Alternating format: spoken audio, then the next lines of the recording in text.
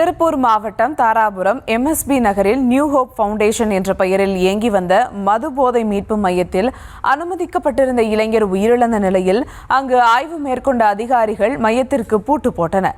தப்பி ஓடிய மைய உரிமையாளர் செந்தில்குமாரை போலீசார் தேடி வருகின்றனர். இதுகுறித்த மேலும் விவரங்களோடு இணைகிறார் செய்தியாளர் காஜா மொய்தீன். வணக்கம் காஜா மொய்தீன், விவரங்கள்.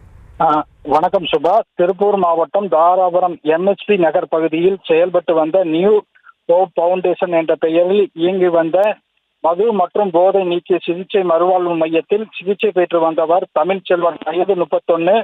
இவர் கடந்த 2 நாட்களுக்கு முன்பு உடல்நல குறைவு ஏற்பட்டு உயிரிழந்தார். இந்த உயிரிழந்ததில்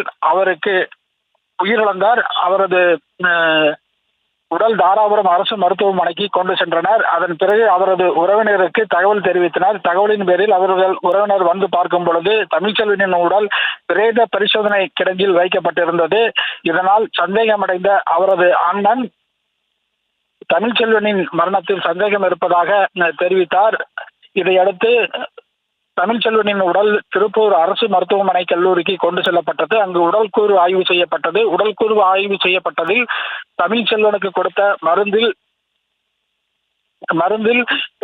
மாற்றம் இருப்பதாக தெரிவித்தும் இதற்கு முறையான அனுமதி பெறாத நிலையில் பவுண்டேஷன் நடத்தியதாகவும் செந்தில்குமார் என்பவரை போலீசார் கைது செய்ய உத்தரவிட்டனர். ஆனால்